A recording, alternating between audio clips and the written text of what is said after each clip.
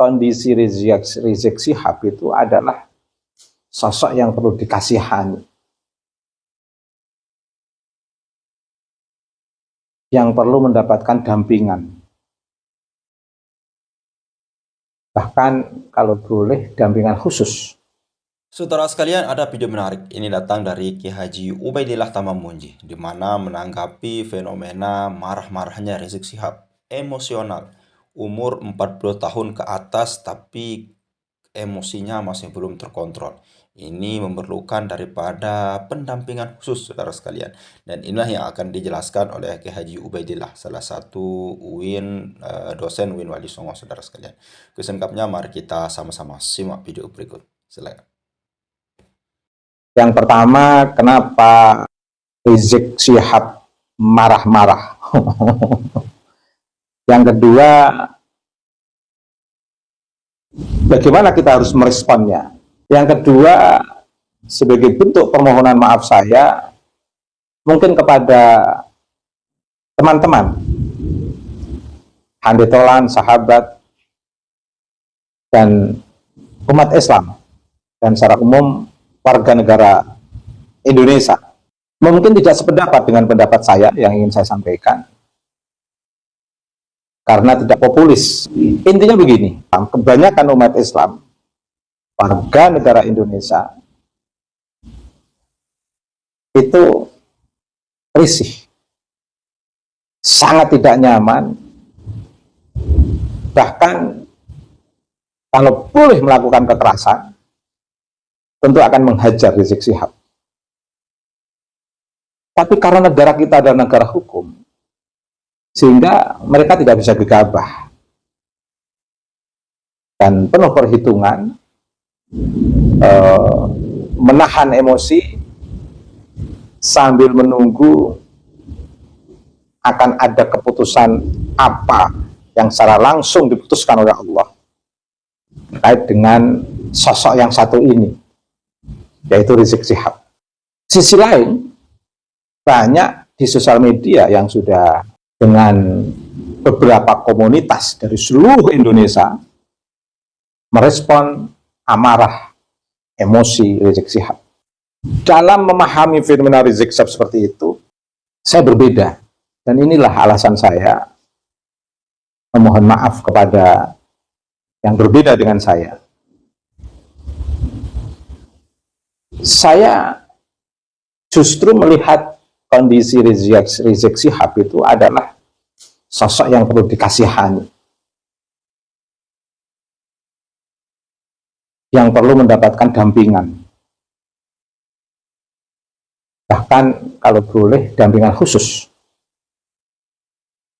Karena umumnya orang yang marah-marah, penuh emosi, nantang sana nantang sini, dan suasana merasa seperti ada yang mengancam, dan seperti suasana terkejar-kejar dalam hidupnya itu biasanya, istilah saya itu, perlu mendapatkan pendampingan khusus.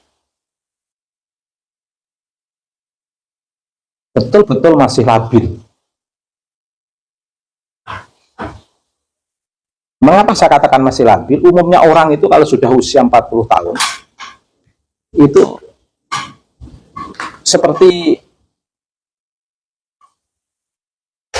telah mengalami awal sebuah kehidupan. Karena pada titik usia itulah ada sebuah kesadaran yang lebih kuat dibanding usia-usia sebelumnya. Ibarat orang itu yang normal itu makin tambah usia, makin menep, makin tenang, dan tenang. Semakin banyak muhasabah, semakin banyak perenungan, semakin banyak menata diri di hadapan Allah, dan bersikap penuh sahaja antara umat manusia. Tapi bisa dicek Semoga tidak salah. Kalaupun salah nggak perlu dituntut. Karena orang bisa salah. Saya yakin, ainul yakin, hakul yakin, Rizik Syihab itu sudah berusia di atas 40 tahun. Nggak mungkin saya akan mengatakan Rizik Syihab itu usianya 25 tahun. Apalagi 20 tahun, kan nggak mungkin. Dari sosok body fish yang bisa saya lihat, itu saya bisa penuh keyakinan kalau usianya di atas 40 tahun. Semoga tidak salah, dan kalaupun salah, mohon dimaafkan. Bahkan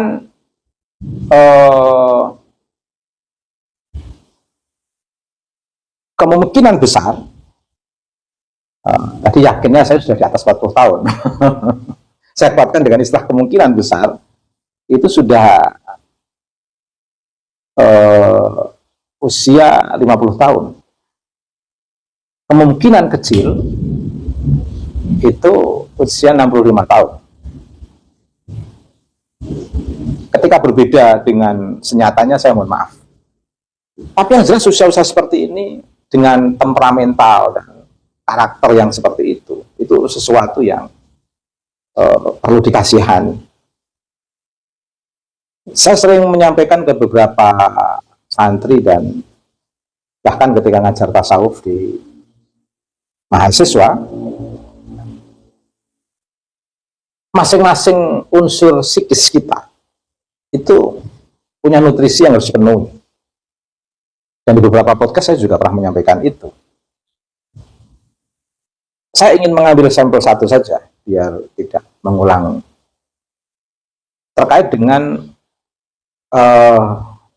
al-qalbu, hati. Itu punya nutrisi untuk simpati, empati.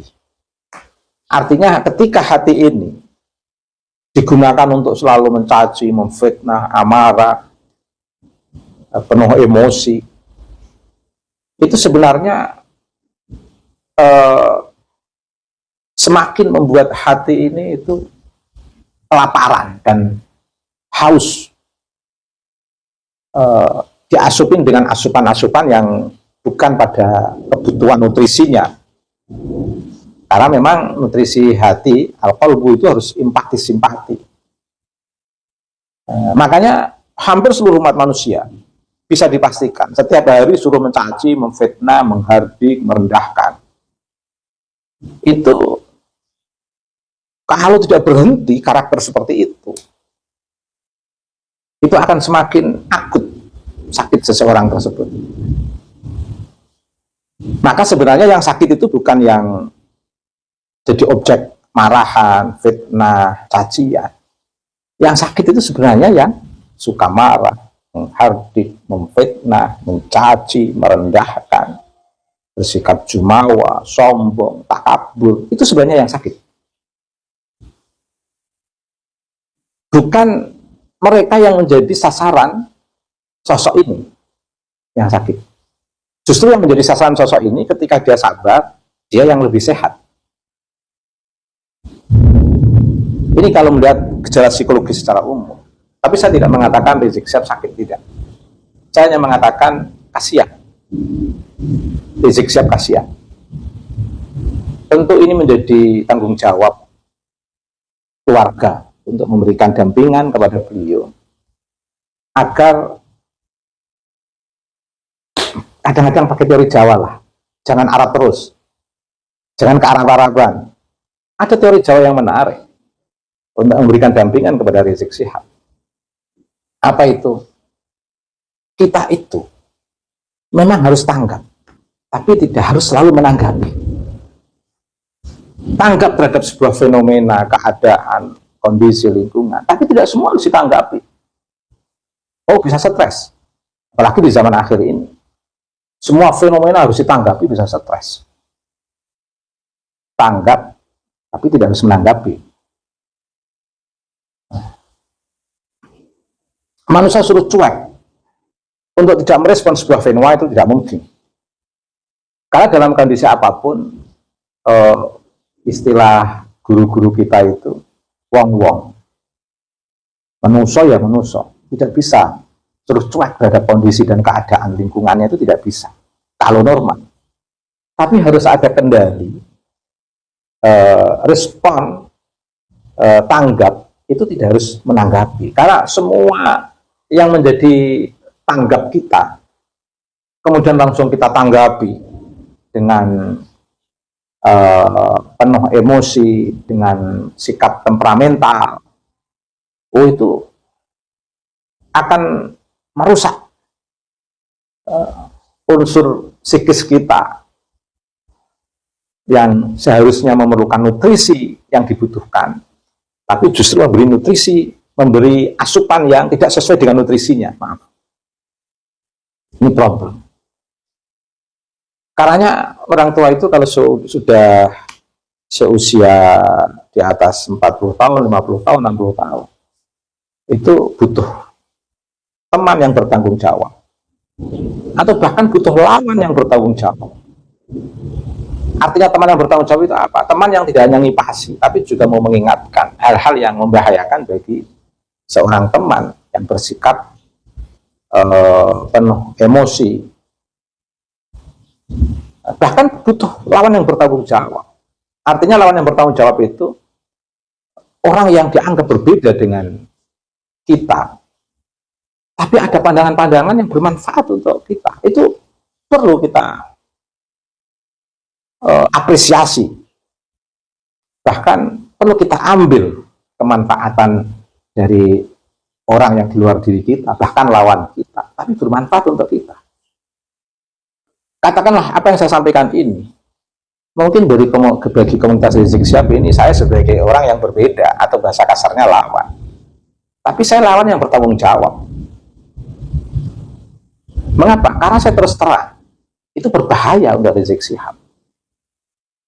Dan itu tidak dalam waktu 1-2 tahun saja. Itu sudah bermula sejak Gus Dur dulu. Gus Dur aman-aman saja. Gus Dur itu ya seperti itu. Gus Dur tidak pernah mengancam Rizik Syihab, tidak pernah membenci Rizik Syihab. Tapi di sana nampak Rizik Syihab sampai nantang-nantang kepada Gus Dur, mengajak mubahalah. Seolah-olah Rizik Syihab merasa terkejar-kejar oleh fenomena Gus Dur itu. Itu kan menandakan bahwa fenomena dalam tanda kutip perlunya dampingan yang khusus yang harus diberikan kepada Rizik Syihab itu sebenarnya sudah lama, sejak Gus Dur. Bukan hanya hitungan 2 tahun terakhir ini setelah ada tesis. Sebelum ada tesis, Rizik Syihab juga sudah seperti itu. Adalah sosok yang tidak mau memberi nutrisi pada al-qalbu. Jadi saya kasihan. Dan kita semua itu sebenarnya tidak perlu emosi menanggapi Rizik Syihab, karena kita memandangnya harus dengan memandang ainur rahmah. Kasihan betul, Rizik Syihab itu kasihan betul. Sosok yang butuh pendampingan khusus. Ya samalah, misalnya dalam sebuah keluarga ada 7 saudara, yang 7 stabil, emosinya stabil. Tapi yang satu marahan, emosian, suka memfitnah saudaranya, mencaci saudaranya, tiba-tiba ngajak mubahalah, tiba-tiba mengkafirkan, tiba-tiba mengatakan rumahnya sendiri dikatakan istana iblis misalnya, mengatakan orang yang membaca Quran dengan lagam Jawa itu dikatakan sesat, padahal makhrajul hurufnya, tajwidnya sudah benar. Sementara ada orang yang karena dia suka bacaan Qurannya amburadul, tajwidnya nggak tertata, makhrajul hurufnya nggak tertata, wah dia puji-puji. Nah, sementara dengan lagam Jawa dengan tajwid makhrajul hurufnya sudah sesuai, itu dia caci-caci hanya karena berbeda dengan emosi. Ini kan problem. Sudah tidak adil dalam pikiran dan tindakan. Jadi di luar konteks Rizik Syihab, sebenarnya secara psikologis orang-orang yang merasa terancam, kayak takut, kayak merasa terkejar-kejar, tidak apa-apa, tidak ada apa-apa sebenarnya. Tapi dia merasa kayak tertekan, kayak ada yang ngancam, kayak ada yang menyerang. Terus dia bersikap konfrontatif, bersifat emosional. Orang memandang dia dengan senyum, dianggap mengejek. Orang hanya ingin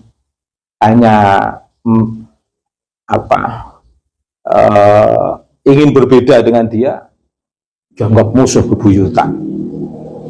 Ini kan kalau dalam psikologi, ini secara umum ini, saya tidak nyindir siapapun, itu masuk kategori paranoid. Jadi orang yang merasa terancam padahal tidak ada yang mengancam. Tapi saya yakin Habib Rizik tidak sampai sejauh ini, tidak. Beliau hanya butuh pendamping, penyeimbang. Yang kebangetan itu yang dekat dengan Rizik Syihab, kebangetan menurut saya. Ngompori. Jadi ibarat gorengan itu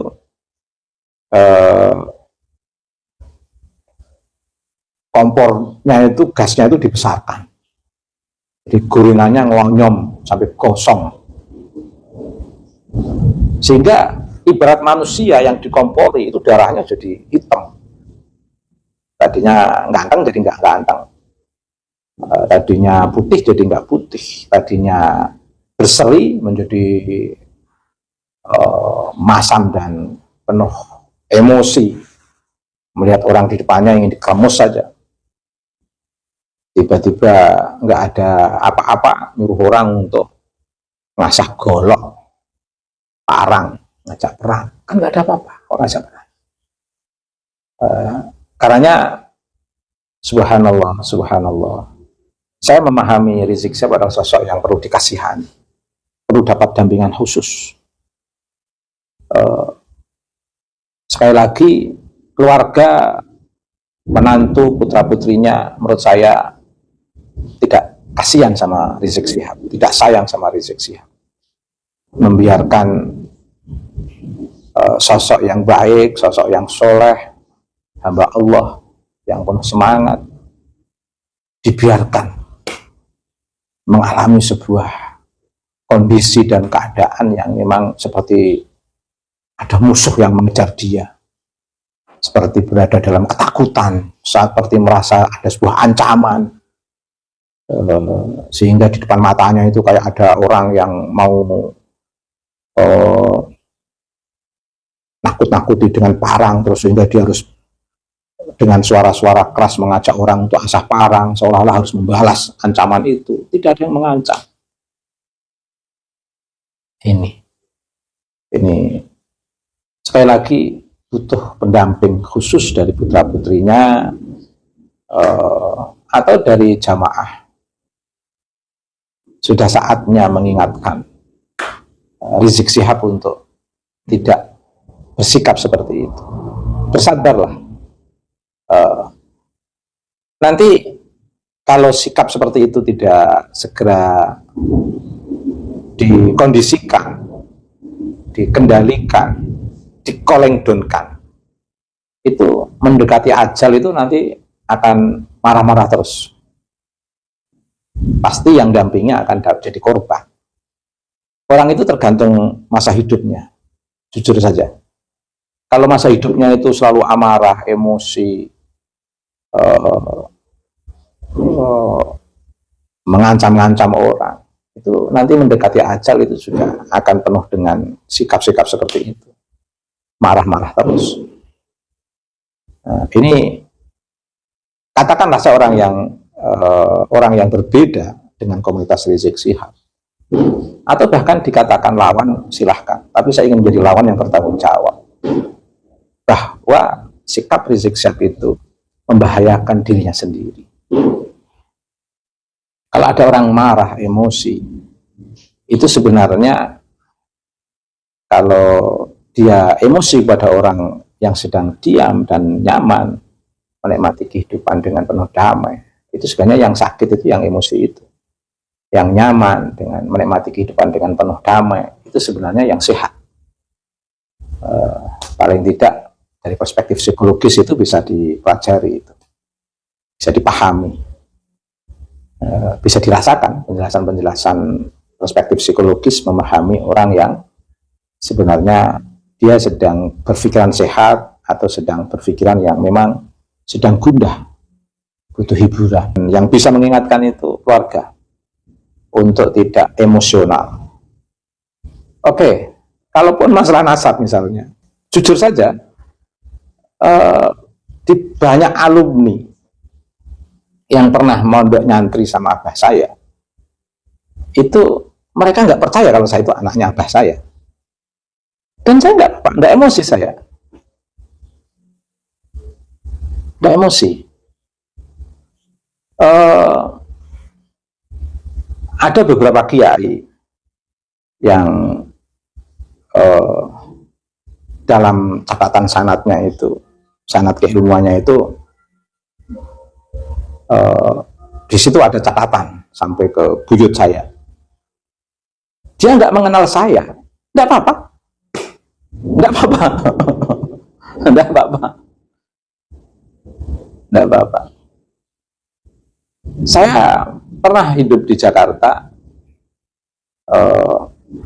saya ketemu dan saya melihat itu alumni pesantrennya abah saya. Dia sosok yang terkenal dan masyhur.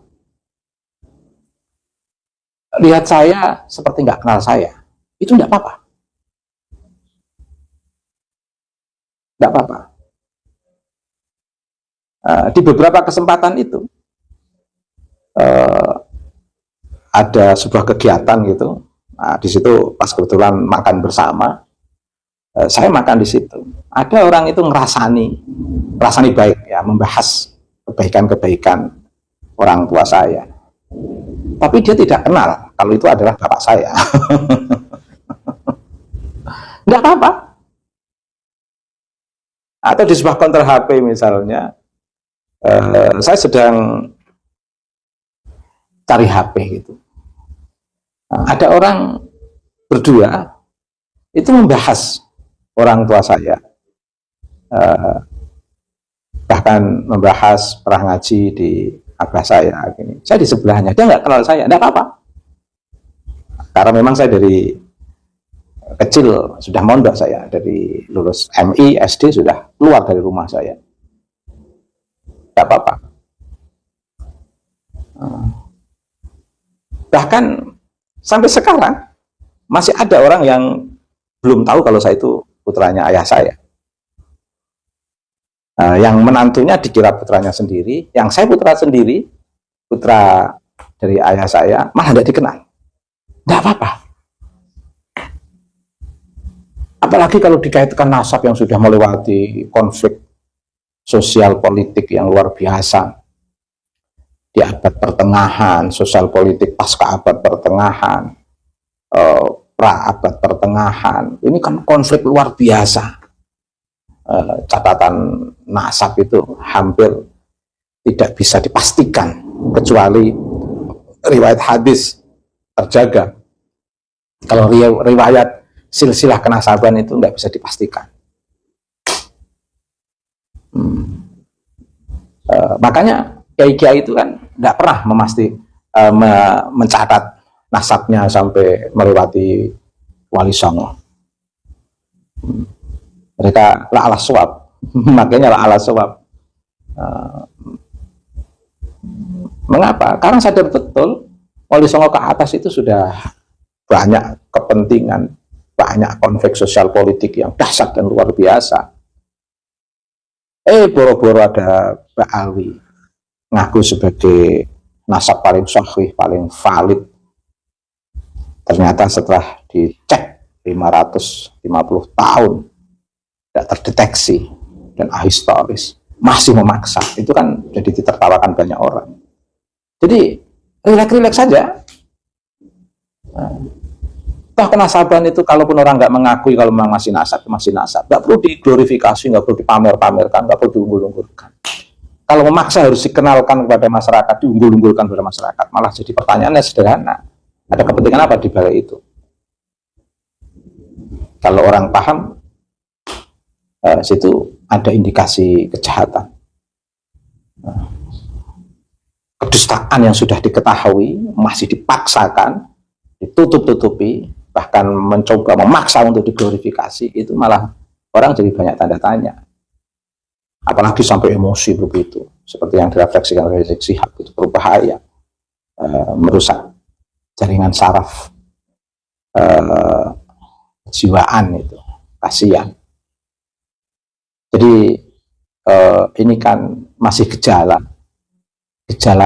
emosi, amarah, merasa terancam, itu kan salah satu bentuk gejala psikis seseorang yang hidupnya tidak tenang.